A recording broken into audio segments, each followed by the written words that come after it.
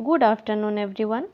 आज के आमी map seven sister state union territory अर्थात केंद्रशासित अंचल निये आलोचना करब।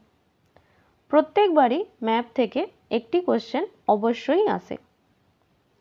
एबार देखुन इंडियान मैप के आमी दु भागे प्रथमे भाग करछि। प्रथमे जे ऊपर पोर्शनटा आछे नर्थ एबं नर्थ ईस्ट एखान थेके कि रकम कोश्चेन आसे आमी डिसकास करब एबं तारपर नीचेर जे पार्टटी आछे साउथेर पार्टटा सेखान थेके कि रकम कोश्चेन आसे डिसकास करब। प्रथमे आसछि नर्थ एबं नर्थ ईस्टेर कथाय। देखुन आपनारा सकलेई जानेन जे एई पाशटा हच्छे ईस्ट, वेस्ट, एखानटा नर्थ और एखानटा साउथ। एबार परीक्षाय कोश्चेन आसे धरुन झारखंड, आपनाके चारटे अपशन देওয়া থাকবে এবং বলবে যে ঝাড়খণ্ডের ইস্টে কে আছে। তাহলে ঝাড়খণ্ডের ইস্টে কে আছে দেখুন ওয়েস্ট বেঙ্গল স্টেট। একবার কোশ্চেন এসেছিল মধ্যপ্রদেশ থেকে যে মধ্যপ্রদেশের ওয়েস্টে কোন স্টেটটি আছে। তাহলে ওয়েস্টে কে আছে গুজরাট। তাহলে আপনারা ভালো করে নর্থ এবং নর্থ ইস্টের স্টেটগুলি দেখবেন।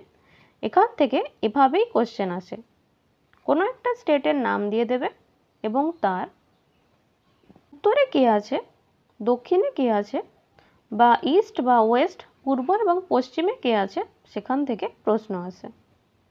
এবার আমরা আসছি সাউথ পোর্শনে। ম্যাপটার সাউথ পোর্শনে কি আছে, বিভিন্ন ধরনের সাগর এবং এখান থেকে বেশিরভাগ সময় কোশ্চেনটি এসে থাকে।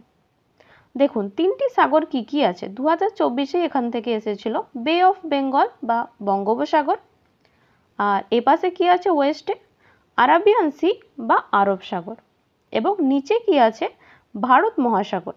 দেখুন ইন্ডিয়ান ওশান লেখা আছে, এখানে কি আছে ভারত মহাসাগর। 2024-এ যে কোশ্চেনটি এসেছিল যে বে অফ বেঙ্গল বা বঙ্গোপসাগরের তীরে কোন স্টেটটি আছে, সেখানে অপশন ছিল মহারাষ্ট্র, কেরল, কর্ণাটক এবং অন্ধ্রপ্রদেশ। তাহলে আমরা যদি এখন দেখে নিই এখান থেকে বে অফ বেঙ্গল স্টার্ট হচ্ছে, তাহলে এর চারপাশে কারা কারা আছে, ওয়েস্ট বেঙ্গল আছে, ওড়িশা আছে, অন্ধ্রপ্রদেশ আছে এবং তামিলনাড়ু আছে। তাহলে আমরা চারটে কি কি স্টেট পেলাম, ওয়েস্ট বেঙ্গল, ওড়িশা, অন্ধ্রপ্রদেশ এবং তামিলনাড়ু। তাহলে আমরা বঙ্গোপসাগরের তীরে কাকে কাকে পেলাম, তামিলনাড়ু, অন্ধ্রপ্রদেশ, ওড়িশা এবং ওয়েস্ট বেঙ্গলকে। এবার যদি বলে আরব সাগরের তীরে কোন কোন স্টেটগুলি আছে, দেখুন আরব সাগরের তীরে আমরা কাকে পাচ্ছি গুজরাট, মহারাষ্ট্র, কর্ণাটক, কেরল। আর বঙ্গোপসাগরের তীরে কাকে কাকে পেলাম ওয়েস্ট বেঙ্গল, উড়িষ্যা, অন্ধ্রপ্রদেশ এবং তামিলনাড়ু। আপনারা যদি এটা মনে রাখতে পারেন অবশ্যই 1 নম্বর পাবেন।